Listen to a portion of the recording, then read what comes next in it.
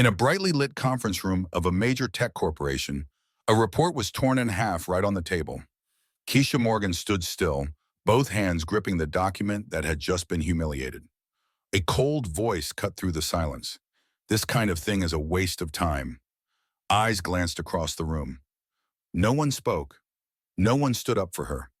But what they didn't know, Keisha had already sent the original report directly to the board of directors. And just weeks later, that same proposal would force the entire company to take a hard look in the mirror. What happened after that brutal moment? Watch until the end to uncover how truth found its way to the top. Keisha Morgan, 27, worked as an HR specialist at Falcones, a fast-growing tech corporation known for innovation and quiet favoritism.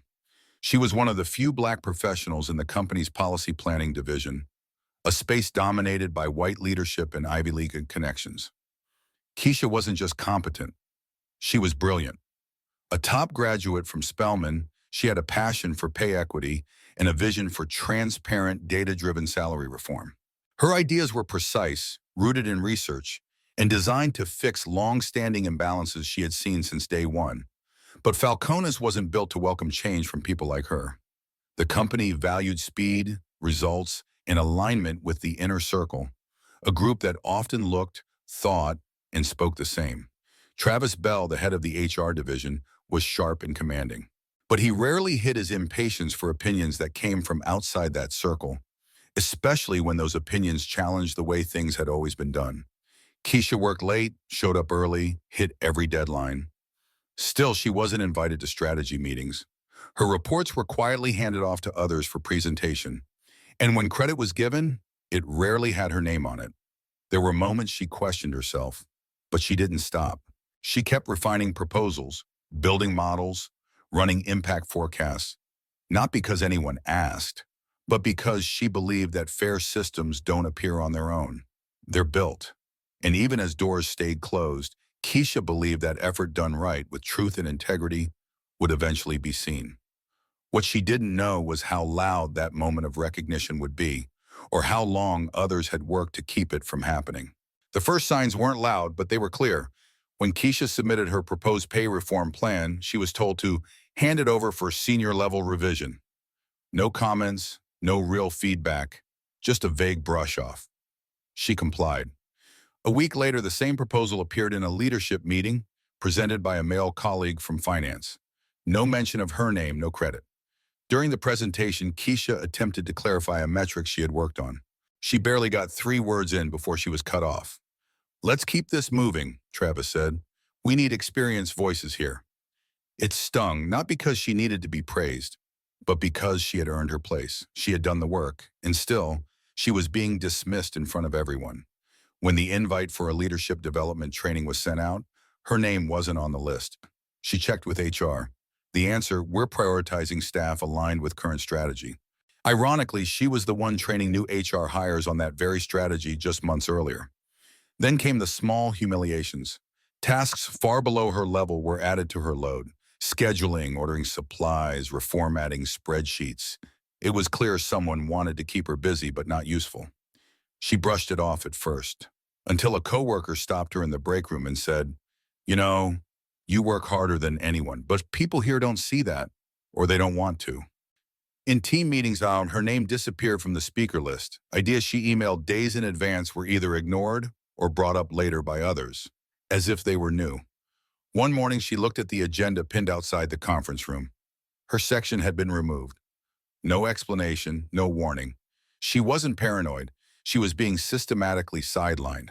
And while no one said it out loud, the pattern was loud enough. Keep her quiet, keep her out, keep things the way they've always been. But Keisha had no plans to stay quiet. Keisha had stayed quiet long enough.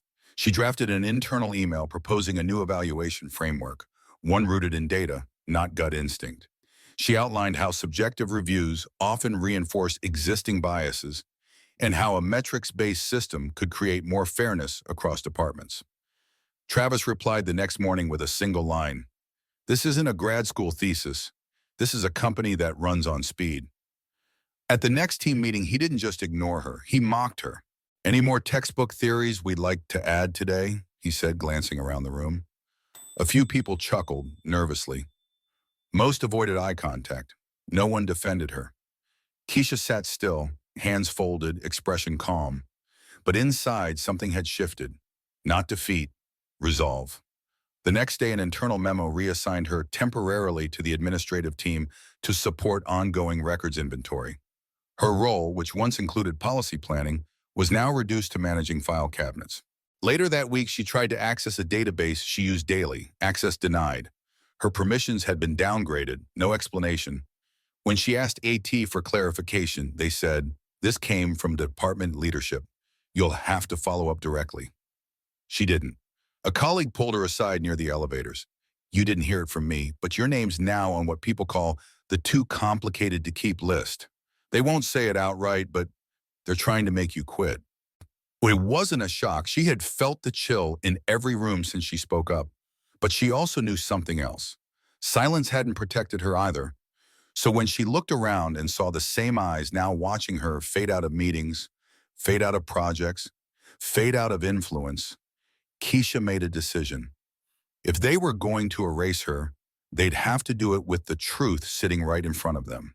Keisha didn't back down. Despite the silence, the demotion, the stares, she kept working. After weeks of research, late nights, and cross-referencing industry benchmarks, she submitted a full report titled Toward Equitable Compensation Structures.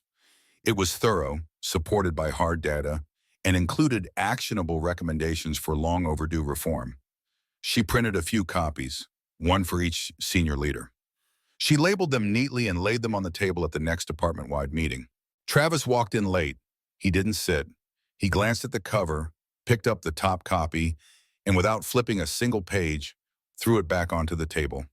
"This kind of theory looks great on paper," he said, "but we don't run a charity." The room went still. Keisha didn't flinch. She calmly began walking through one of the report's core findings: how current salary bands systematically excluded junior staff from growth paths and how performance reviews lack consistency. Before she could finish her bacon and his sentence, Travis walked over, snatched the report from her hand, and tore it in half. Right there, in front of everyone. No one spoke. A few people looked down at their shoes. Someone near the coffee station let out a nervous laugh. Keisha didn't cry. She didn't argue. She quietly bent down, picked up each torn piece of paper, stacked them together, and folded them carefully. Then she sat back down. She didn't speak for the rest of the meeting. Later that afternoon, from her personal email, she wrote a short message, attached the original report, sent it directly to one member of the company's board of directors, a woman she had once met at a diversity roundtable. The subject line read, "Data worth reading." 3 days passed. On the morning of the 4th, Keisha was called into HR. She was told she'd be placed on temporary leave to allow space for emotional recalibration. She didn't argue. She walked out of the building with no outburst, no slam of the door, because she knew this wasn't about the floor she worked on anymore. This was about the floor above. And the moment someone from up there read what the people down here had tried to bury, everything would change. The report didn't vanish in the silence. It rose.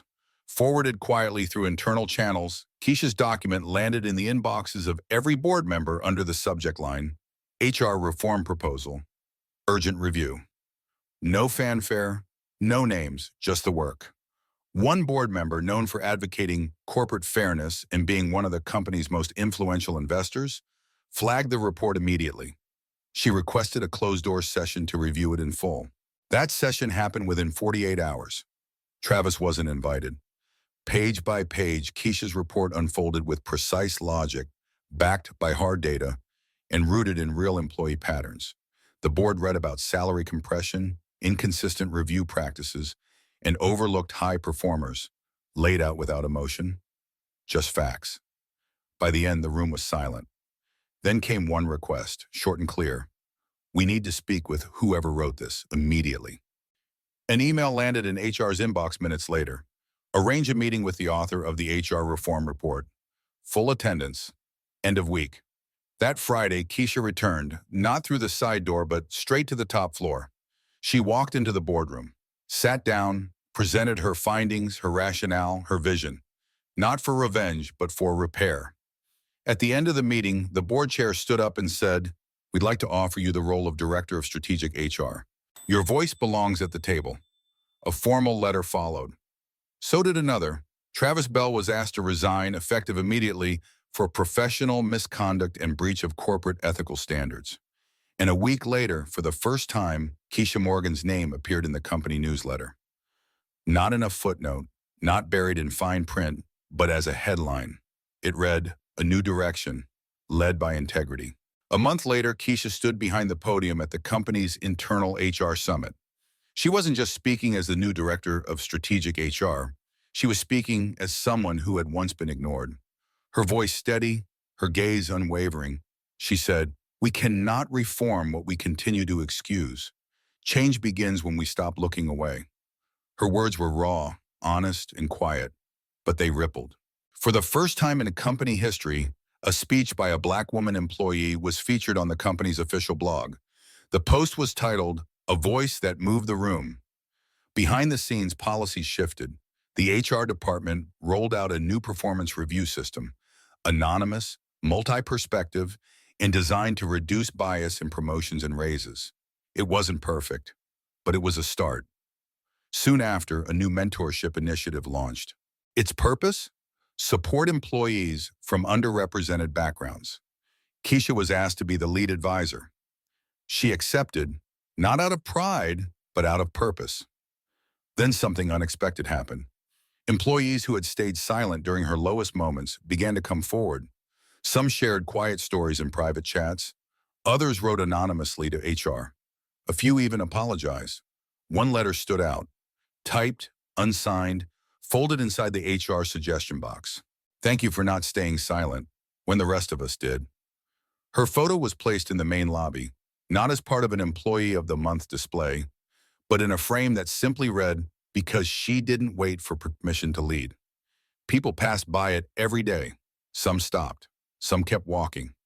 But from that moment on, there was one thing no one did anymore: underestimate the quiet ones.